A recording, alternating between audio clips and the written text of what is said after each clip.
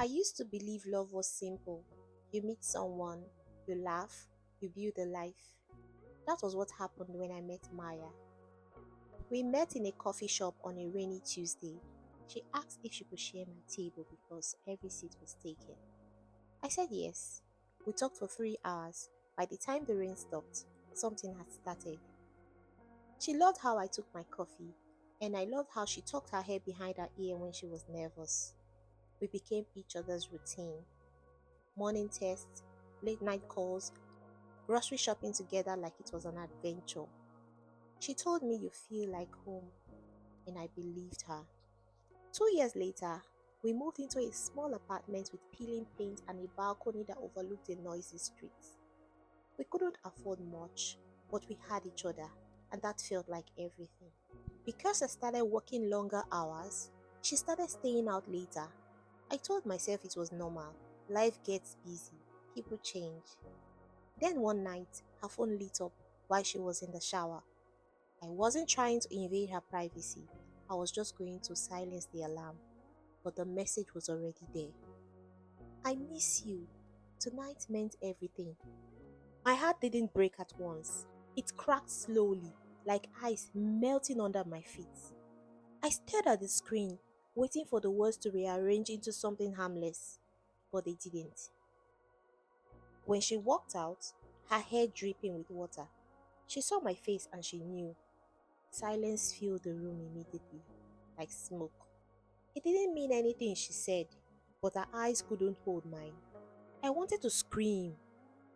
I wanted to throw something. Instead, I asked only one question that mattered. Was I not enough? She cried then, the kind of cry that comes from guilt, not grief. And in that moment, I realized something painful.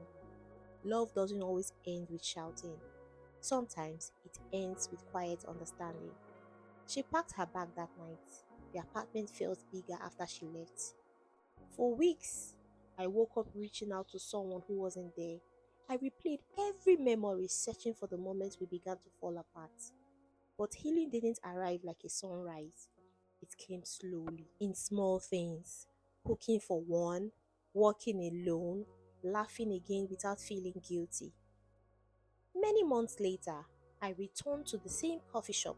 I ordered the same drink, sat at the same table, and for the first time, I didn't feel broken.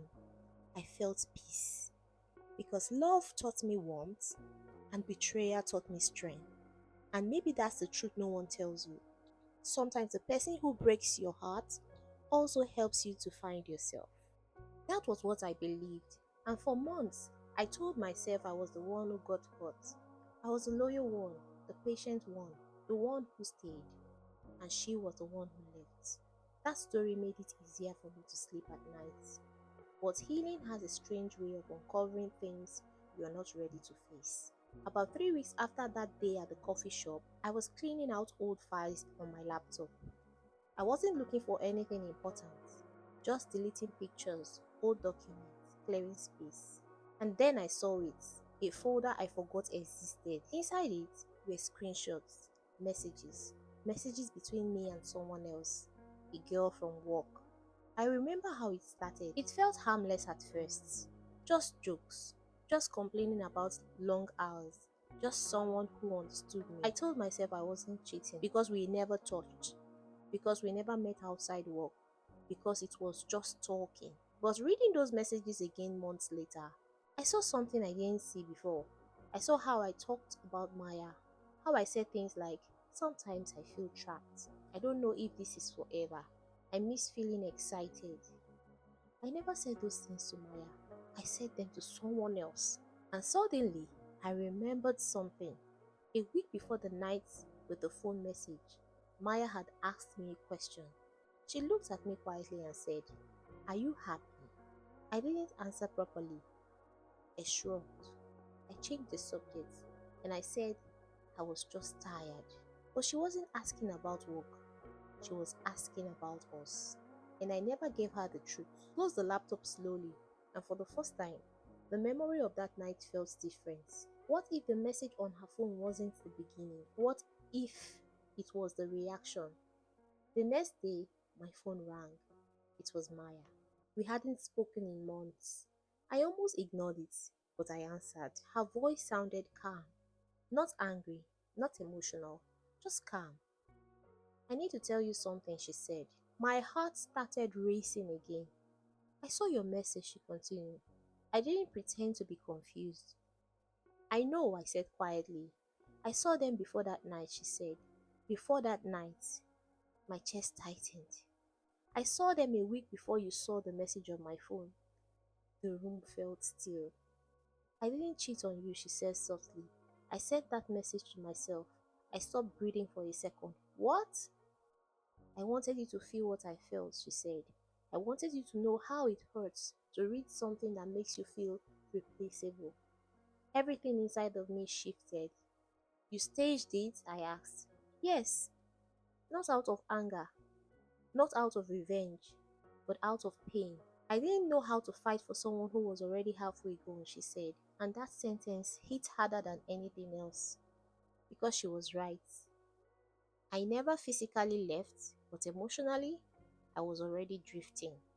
I told myself I was just stressed, just bored, just going through a phase. But instead of talking to her, I talked to someone else. I looked for comfort somewhere safer, somewhere that didn't require honesty. I never touched her, I said. But you were ready too, Maya replied. And the truth is, I don't know if she was wrong. Silence sat between us, not angry silence, but just heavy truth. I didn't want to beg you to stay, she said, so I let you believe I was the villain. I leaned against the wall and closed my eyes. For months, I told myself she broke me. But now I understood something uncomfortable. We broke each other, not with one big mistake, but with small silences, unsaid feelings, unanswered questions. I'm not calling to fix this, she said gently. I just don't want you to carry hate. I swallowed hard. I don't hate you, I said, and for the first time, that was true. After we hung up, I sat alone in my apartment and I replayed everything: the coffee shop, the laughter, the distance, the message, the night she packed. I used to think the story was simple. She cheated, she left, I healed. But the real story was harder. I stopped communicating. She felt it. She reacted, and we both lost. Love didn't explode, it slowly disappeared while we were too afraid to speak honestly. And maybe that's the part nobody talks about. Sometimes you're not the hero, sometimes you're not the victim, sometimes you're just human. And that realization hurts more than betrayal ever could because it means you have to grow, not just move on. And maybe that's the real lesson. Sometimes the person who breaks your heart is just responding to the ways you were quietly breaking theirs.